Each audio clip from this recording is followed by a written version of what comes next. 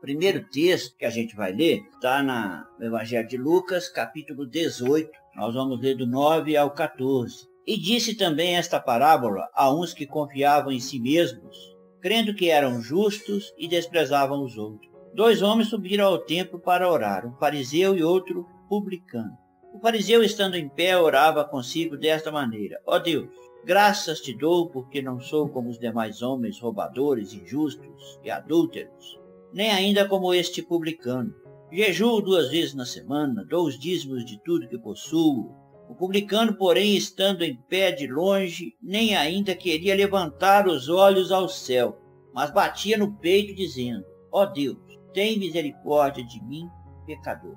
Digo-vos que este desceu justificado para sua casa e não aquele, porque qualquer que a si mesmo se exalta será humilhado, e qualquer que a si mesmo se humilha será exaltado. Romanos capítulo 5, nós vamos ler a partir do 6. Porque Cristo, estando nós ainda fracos, morreu a seu tempo pelos ímpios, porque apenas alguém morrerá por um justo, pois poderá ser que pelo bom alguém ouse morrer. Mas Deus prova o seu amor para conosco em que Cristo morreu por nós, sendo nós ainda pecadores. Logo muito mais agora, tendo sido justificado pelo seu sangue, seremos por ele salvos da ira. Porque se nós, sendo inimigos, fomos reconciliados com Deus pela morte de seu Filho, muito mais tendo sido já reconciliados, seremos salvos pela sua vida. E não somente isso, mas também nos gloriamos em Deus por nosso Senhor Jesus Cristo, pelo qual agora alcançamos a reconciliação. Nós temos um texto onde Paulo nos fala sobre a graça de Deus. E quando a gente vai meditar na graça de Deus, a gente não consegue escapar de comparar com a religião. Porque a religião é uma coisa que tem muita coisa em contraste com a graça de Deus. Religião é uma coisa que todo mundo tem meio que instintivamente, sabe? Todo mundo, mesmo sem seguir uma religião tradicional ou uma religião estranha, exótica, todos nós temos um instinto de crer que nós não somos os seres mais poderosos do universo. Tem gente acima de nós, tem gente mais poderosa que nós. E aí, essas pessoas, esses seres, esses deuses, esse Deus que cada um imagina, cada um cultua, cada um venera, é uma coisa quase que instintiva. A gente crê que tem alguém acima de nós que controla as coisas, que faz as coisas acontecerem, que faz as coisas darem certo, que faz as coisas darem errado. Tem alguém que está aí acima de nós, controlando tudo acima da nossa vontade, independente da nossa vontade. E nós que cremos no Deus de Israel, nós cremos nesse Deus que é Senhor sobre todas as coisas, é soberano sobre todas as coisas, a vontade dele prevalece e os propósitos dele acontecem. Mas as pessoas que creem em outros deuses diferentes também têm a sua fé parecida com a nossa. As pessoas que cultuam deuses que para nós consideramos errados, e são, porque Deus só há um. Essas pessoas também, elas podem estar com o coração sincero, elas podem estar sendo enganadas, elas podem estar sendo conduzidas no meio de uma manada, podem estar sendo escravas de tradição familiar, de cultura do povo onde a pessoa vive. Porque quem nasce, cresce e convive a vida inteira com adeptos dos cultos africanos, vão se tornar adeptos. Quem nasce no meio dos budistas vai se tornar um budista. Quem nasce no meio dos católicos vai se tornar um católico. E as pessoas tendem a viver e continuar vivendo e morrer na condição que nasceram. A não ser que recebam a mensagem do Evangelho, a não ser que o Espírito Santo as convença de que estão no caminho errado e faça com que elas se convertam, se arrependam e mudem os seus caminhos e passem a se submeter, a obedecer e a servir ao Deus verdadeiro. Por isso que não sou eu que convenço, é o Espírito Santo. Eu não tenho condição de chegar numa família que tem 70 anos, que a família é toda candomblecista, e eu chegar lá e falar com eles que eles estão errados. Eu vou arrumar uma briga, eu vou apanhar, eu vou ser expulso do terreiro. Não, eu só posso anunciar o Evangelho. Uma vez, Deus viu os pecados da humanidade, viu que o homem não dava conta de se salvar sozinho, e ele se encarnou, desceu aqui na terra, se fez homem, morreu na cruz pelos nossos pecados. Acabou, não preciso falar mais que isso. Pode deixar que o Espírito Santo vai trabalhar. Eu não tenho que ter o trabalho de convencer. Quem convence é o Espírito Santo. Eu respeito a sua religião, eu respeito a sua fé, respeito a sua crença. Mas tente saber um pouco mais sobre esse Jesus que morreu numa cruz. Tente conhecer um pouco mais sobre a vida dele aqui na terra. Para conhecer, para saber quem que ele é. Ele foi uma pessoa muito importante, ele mudou o calendário. O mundo passou a ser antes e depois dele. Então, não era uma pessoa qualquer, era uma pessoa muito importante. Mudou a história da humanidade.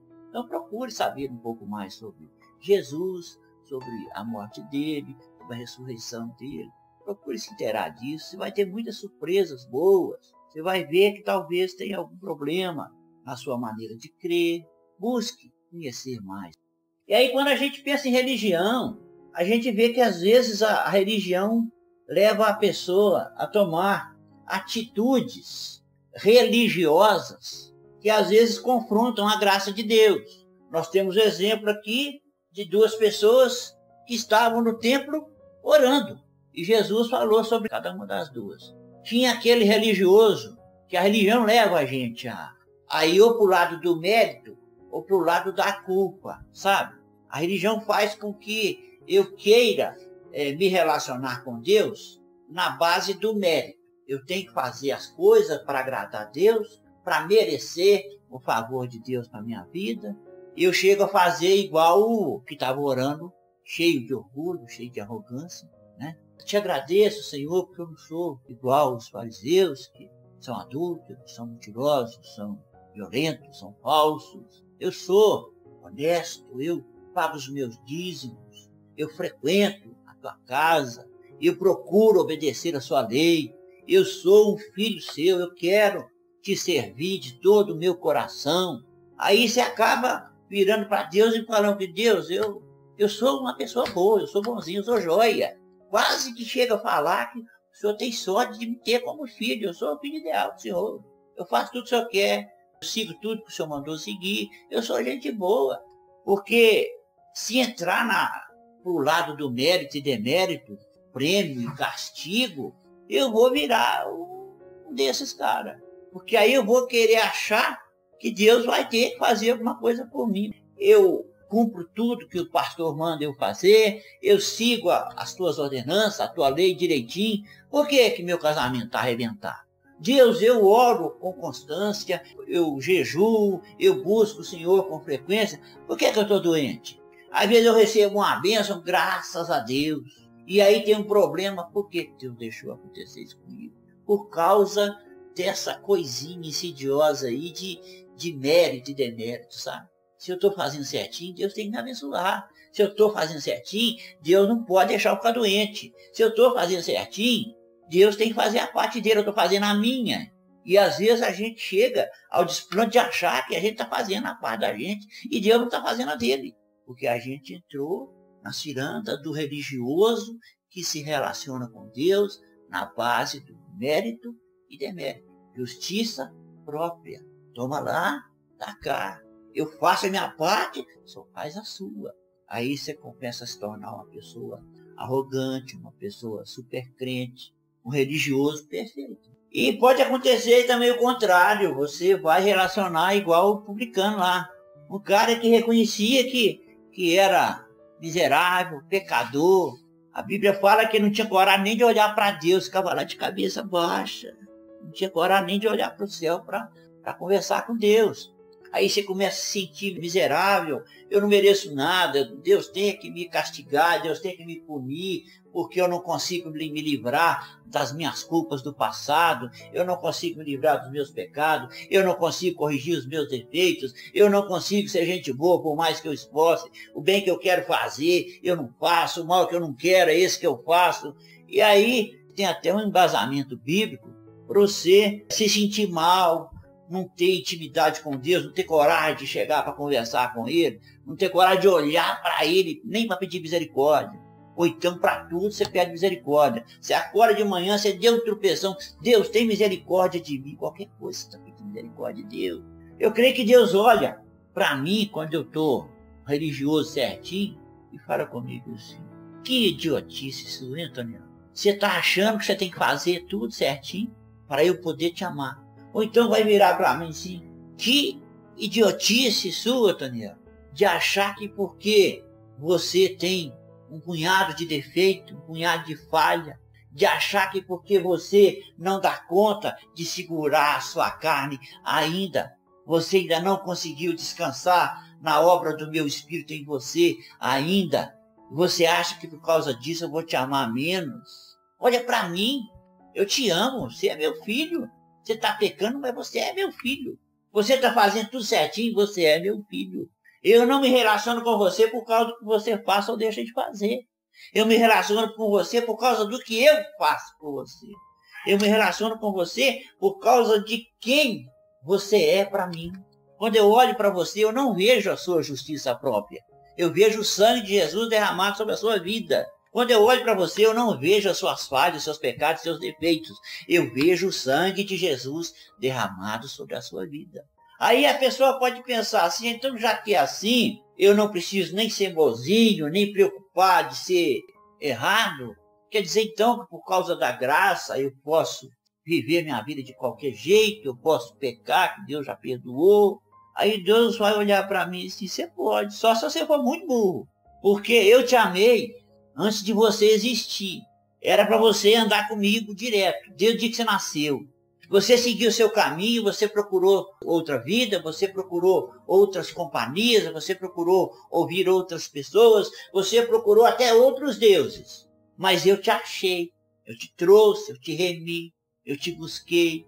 E aí depois de tudo que eu fiz por você, por amor a você, eu me desfiz da minha glória. Morri na cruz por causa dos seus pecados. Morri numa cruz por causa do amor que eu tenho por você. Você ainda vai querer viver de qualquer maneira. Você ainda vai querer seguir qualquer orientação de pessoas que não têm compromisso comigo.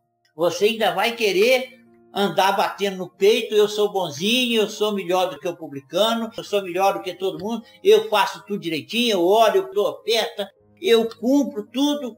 Você acha que isso vale alguma coisa para mim? Ah não, você está muito enganado. Você tem que buscar uma maneira de me enxergar do jeito que eu sou. Eu sou amor na essência. Eu não te amo porque eu tenho amor, eu te amo porque eu sou amor. Eu não vou te odiar nunca, mas eu sou justiça.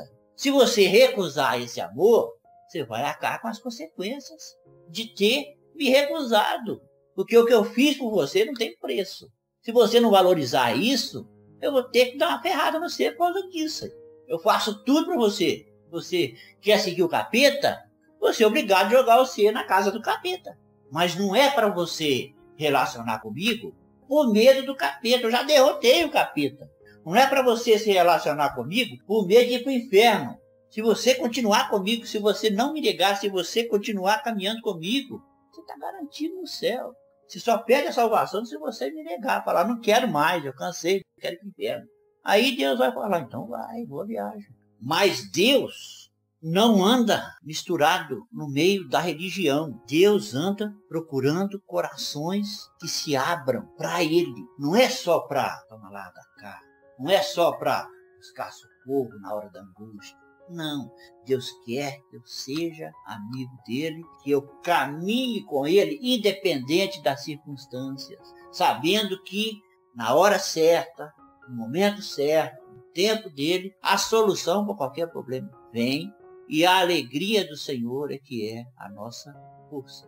Essa alegria do Senhor que é a nossa força, a gente costuma entender que Se o que Deus fizer pra gente, fizer a gente ficar alegre, a gente vai ser fortalecido.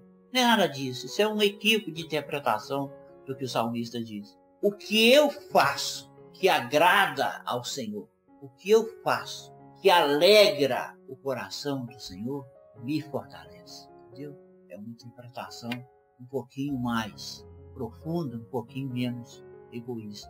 Deus não tem que fazer nada para eu ficar alegre. Eu que tenho que alegrar o coração dele.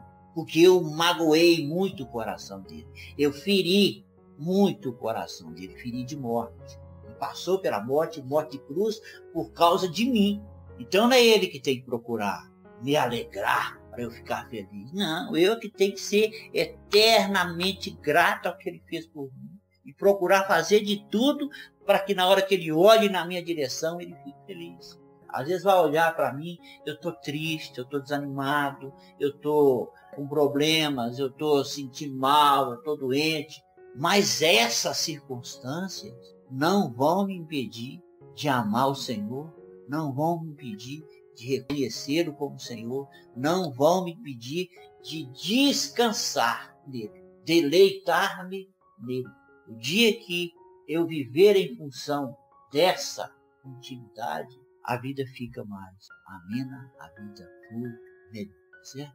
Como diz o Paulo aqui, ó, Deus prova o seu amor para conosco e que Cristo morreu por nós, sendo nós ainda pecadores.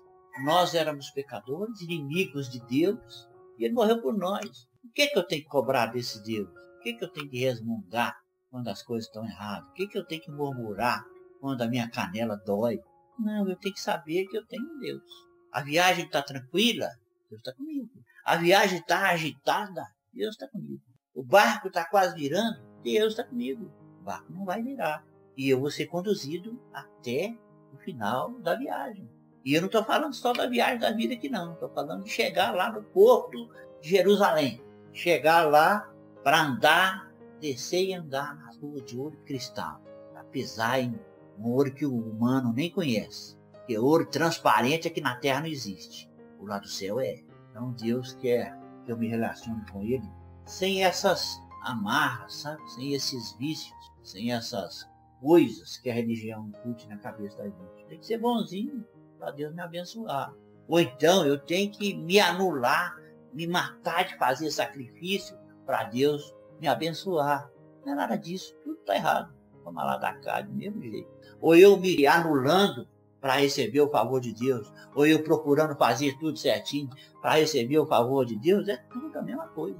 É tudo trapo de imundícia, é justiça própria para Deus. Deus não está olhando para isso não. Deus olha para o meu coração, Ele quer saber se o meu coração é dele. Se o meu coração for dele, a viagem vai continuar até lá. Tá certo? Era isso que eu queria conversar hoje, sobre as duas pessoas que estavam orando no templo e sobre Jesus ter morrido por nós, sendo nós ainda pecadores.